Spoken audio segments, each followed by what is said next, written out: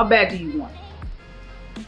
You can't say you want something so bad that you're not willing to actually go out there and get it. Today we're in the age of people who are successful and we think it's an overnight thing. We're not realizing that they have been grinding for years before we even heard of the name, before we heard of the company, and they were people who actually wanted. And it's becoming success is becoming a faster rate to people who can actually be consistent on a day-to-day basis.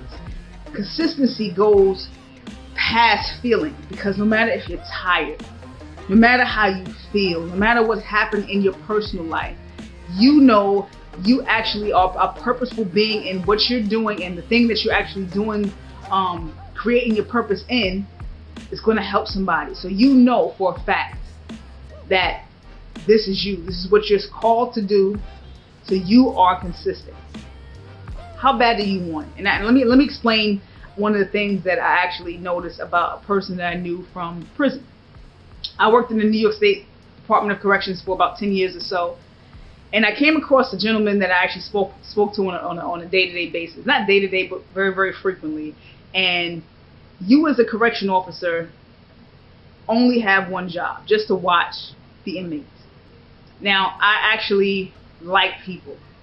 And I say that now freely because when I was younger, I didn't. Everything was about me, which most young kids are basically the same way. And they're going to be the new thing, and nobody can really tell them nothing. That was me. Until I went through my own process and I grew up. So I actually like interacting with people, especially if you have good conversation. So this was a gentleman that I actually spoke to, that I went beyond the call of duty, because for most COs, if the inmate who is in prison needs anything outside of the scope of what they're in for, outside of what they need, you have nothing to talk about. There's nothing to say. So me, I'm a very sociable person. As you can see, I make videos all the time. But here's the thing. When I was talking to this gentleman in prison, I was talking to him about process. And I get it. He's been incarcerated for about 25 years. He had a life sentence, and he was blessed to actually go home. And when he was incarcerated, he was talking about all the people that he can outrun, he can outdo, and everything. He just seemed like he was, up here and everybody was down here. Like everybody wasn't doing what they were supposed to do. That's the reason why they wasn't where they needed to be. And I told him, I said, there's a gray area where process takes time. I can be talking to you about something for a year, and just because I'm not at my numbers game doesn't mean I'm not doing what it is I'm supposed to be doing. There's a set timing. I believe the Bible says after you suffered for a while, then I will establish you. It goes on a lot to say about people who are faithful. And it goes a lot to say about people who are slothful, which means that the slothful man will actually suffer harm. They basically will be without. And as I was talking to him while I was in prison, he actually gave me the impression that he is going to do some great things, and he still might. But after he went home, I gave him about a year or so before I contacted him, just to see how he was going, took him out to eat, just wanted to just recap from him settling into society, because the man has been in prison before Biggie died. And, everybody know who B.I.G. is, he's been gone since 1997. So it took him some time to adjust. Obviously, before he went inside the prison, he was making phone calls via payphone. On the corner. So we don't have those no more. At least it doesn't work anymore because everybody has cell phones.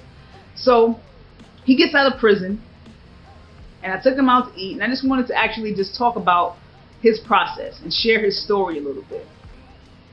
And as I let him speak and he talked about his hardship, I kept letting him speak because I really wanted to hear that if it was based on circumstance or based on excuse. Come to find out, as he kept talking, it was based on excuse.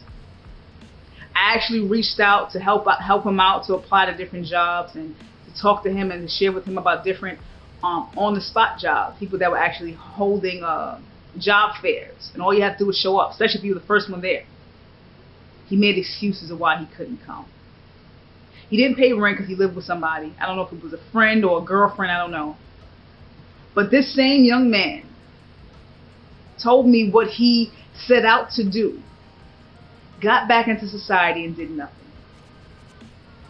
I'm not saying that you are that yet person, but you have to analyze what it is that you do on a day-to-day basis. One of my prayers when I do pray is, God, let me see me. I don't want to tell myself a story, especially when it comes to my health. I don't want to say, hey, you know what? I want to lose 50 pounds within 6 months. Before, 4 times out of 7 days a week, I'm eating junk food.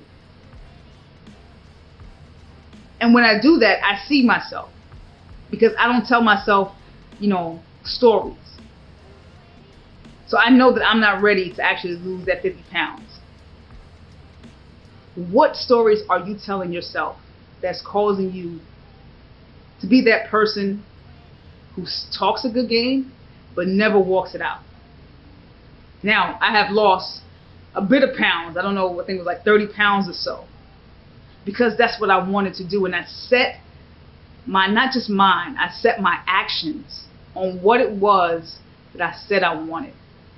Some of you want to be YouTube influencers and movie stars and singers and things like that, but don't take the necessary actions to do stuff.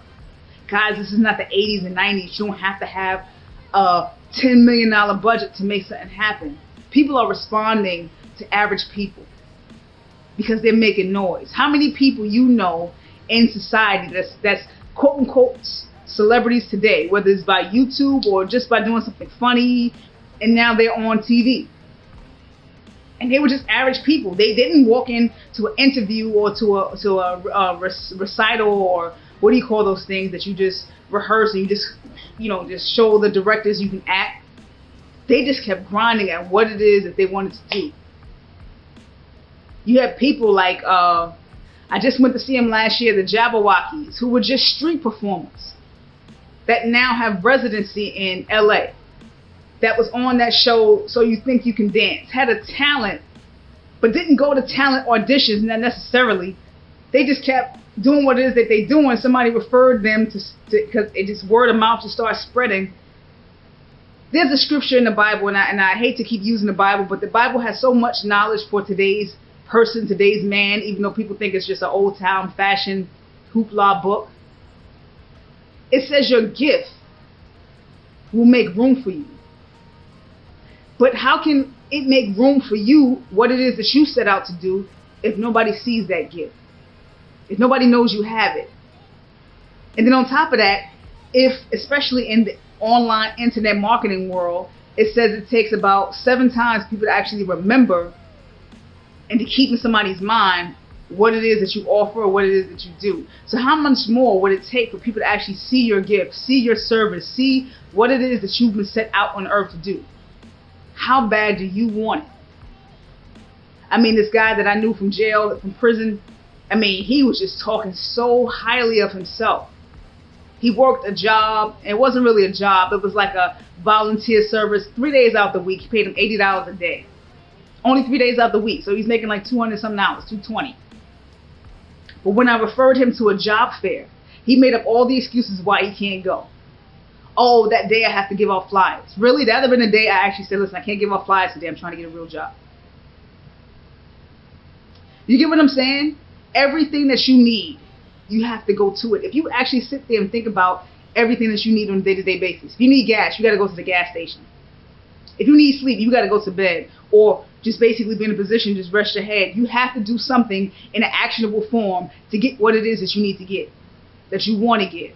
If you need to take a shower, you have to go to the bathroom and to the shower sink or whatever it is, however it is you take. It takes action. Why deceive yourself? And when it takes action, it also takes action of consistency. It's not just, oh, I did it once, because we live in an age where there's so much mediocrity. To me, I don't think as talented people are today. I think there was more talent back then. I think we had more hits and classics back then because we praise mediocrity and hate perfection. And when I say perfection, not that the person is perfect, but because the skill that that person's crafted is hated on. And there's very few people who actually are in that realm of that person has mastered the skill, because we praise so much mediocrity. Everything seems to be okay. Oh, that's okay. Or, we have to, no, that's not how the world was framed. There is order and there's structure. I don't want to seem like I'm preaching to you guys here, but I take it very seriously when I come across people who say they want it and really don't.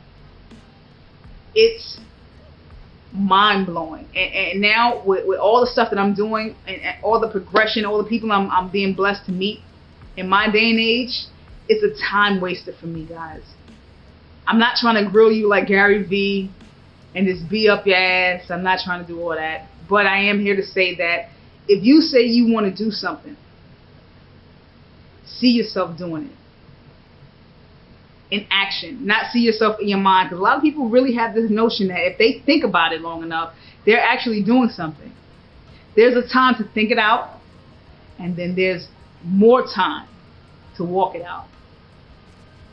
And if this is something that, if this is a video that you believe somebody needs to hear, like a kick in somebody's butt that they need to get up off their high horse, or their lazy horse, or their lazy chair, wherever they're sitting, standing on, whatever, like, comment, share this video. I'm not trying to attack here. I'm really trying to help, and I'm trying to help as loving, but yet as strict as possible, because I believe that somebody owes you the truth. I honestly believe somebody needs to tell you the truth with love. And guys, I do these videos for one reason, and one reason only, and that's because you're worth it. See you next video.